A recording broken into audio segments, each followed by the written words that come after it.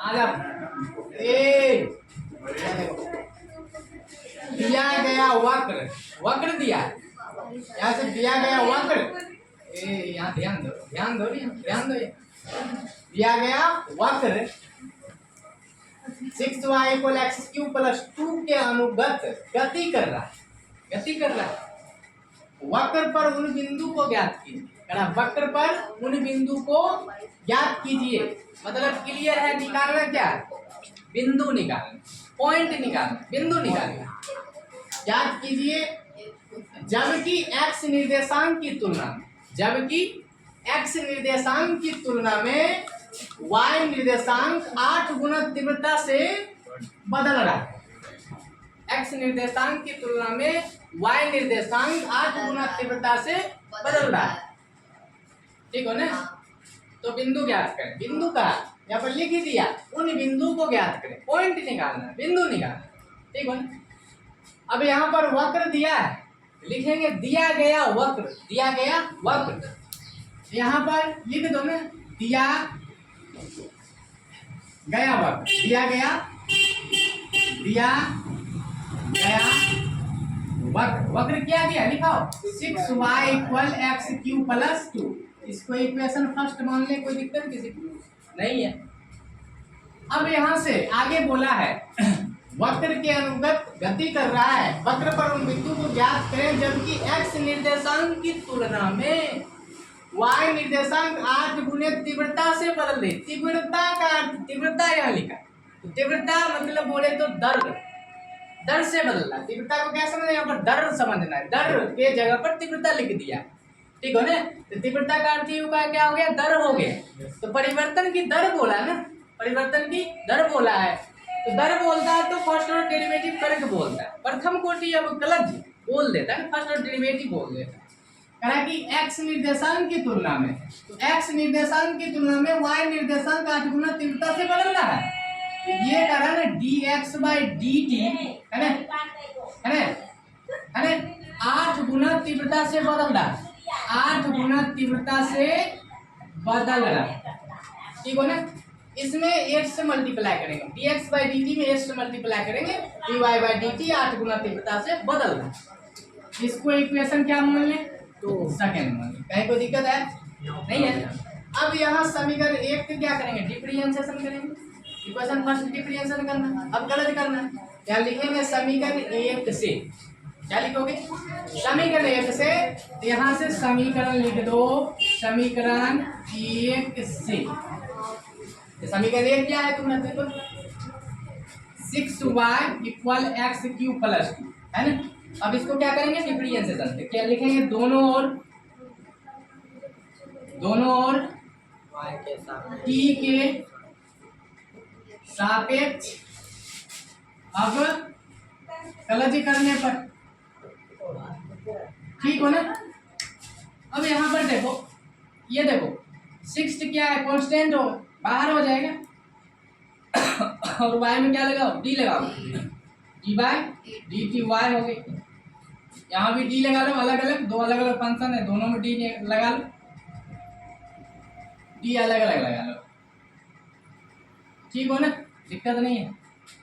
तो y का क्या हो जाएगा बताओ, dy/dt होगा, यस सर, इक्वल x पर पावर n, x पर पावर n क्या होता है, n x⁴ n-1 फॉर्मूला ही तो होता है, यस सर, x का पावर जब तो x का क्या होगा, dx/dt होगा, dx/dt होगा प्लस, अब यहाँ पर देखो 2 कांस्टेंट है, इसका डिफरेंशिएशन क्या होगा, 0 हो जाएगा, ठीक हो ना।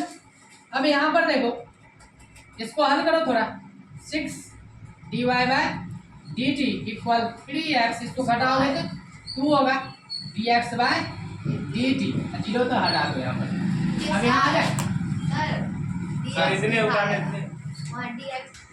ये देखना है। अब यहाँ पर देखो समीकरण 2 को देखो, गौर से देखो, यहाँ पर देखना है, इसके जगह पर ध्यान दो, इसके जगह पर इतना लिख सकते हो क्योंकि इसका मान तो तुम निकाले हो, है ना। इसके जगह पर क्या करते हैं, इतना लिख देते हैं। यहाँ पर देखो, यहाँ पर पता होना चाहिए, यहाँ पर देखो ये वैल्यू यहाँ सब रिटर्न कर दो, ठीक हो ना, है ना। यहाँ पर कट्टा पिट्टा करोगे तो काट दो ना, 2 × 6, 2 × 6 कितना हो गया 2 dy by dt dt equal x square dx by dt। कोई दिक्कत नहीं है ना।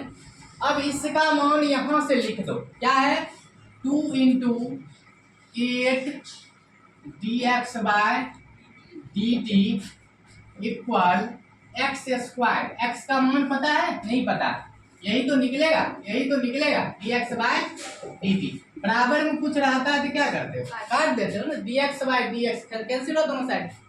8 दूनी 16 इक्वल एक्स स्क्वायर, इसको बराबर कर लो, इतना इक्वल इतना लिख लो, इधर स्क्वायर हटेगा तो आगे रूट चढ़ता है, जब तक प्लस माइनस होता है। एक्स का मान हो गया प्लस माइनस, 16 एक बार 4, तो प्लस और माइनस दोनों मान है ना, एक बार प्लस में एक बार माइनस में, दोनों मान इसमें रखेंगे समीकरण 1 में। यहाँ लिखेंगे इस समीकरण 1 में एक्स का मान रखने पर यहाँ पर रखना है तुमको, एक्स का मान एक बार प्लस में रख दो ना, एक्स का मान प्लस में और माइनस में, दोनों वैल्यू हम लिख दिए, प्लस और माइनस रख दिए। अब रखो यहाँ पर समीकरण 1 में रखना 6y equal x cube plus 2, यही है ना समीकरण 1, यही तो है इक्वेशन फर्स्ट। आ जाओ, y तो मालूम करना है तुमको, y तो मालूम करना है। एक्स का मान बताओ, एक्स का मान 4, 4 लेते हैं प्लस में ले लो, 4 पूरे का क्यूब प्लस 2, बताओ 6y इक्वल 4 का क्यूब क्या कितना हो जाएगा 64, 64 होगा, 4 चौका 16 चौका 64 प्लस 2, तो 6y इक्वल इसको जोड़ोगे तो 66 हुआ, इसको काट दो, 11 छक्का 66, तो y का वैल्यू कितना आया 11 आया। यहाँ पर और निकाल दो एंड और करके। अब समीकरण 1 में ही रखना है ना, इक्वेशन फर्स्ट में ही तो रखना है ना, y equal x cube plus 2 है, इसमें रखो 6y, y का मान x मान कितना रखें, अब -4 रखें, -4 रखो, -4 का क्यूब बाय 2, तो 6y इक्वल कितना हो जाएगा बताओ, यहाँ से -64 होगा ना, है ना, प्लस 2, तो 6y इक्वल ये कितना हो जाएगा -62 होगा ना, 62 हो जाएगा, ये है ना 64 हुआ और ये 62, यहाँ से काटो, है ना, ये खींच लो y, तो आगे वाले अंक का पहले इधर गुणा भाग काटो, 31 दूनी 62, 3 दूनी 6, y का वैल्यू -31/3, y निकला है, तो जगह तो है नहीं स्पेस, पहले इसको नोट कर लो तुम, है ना, इसके बाद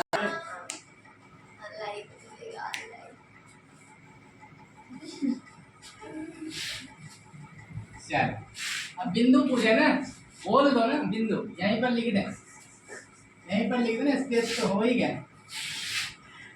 आ जाओ लिखो, इसलिए बिंदु बराबर, बिंदु पूछा था ना, बिंदु निकला, बताओ एक्स का मान क्या रखे हो, 4 रखे हो तो कितना आया 11, 4 रखे तो y का मान 11 आ गया, एंड और फिर क्या रखे हो माइनस का 4 रखे तो कितना आया -31/3 आ गया, यही तुम्हारा आंसर, इसको नोट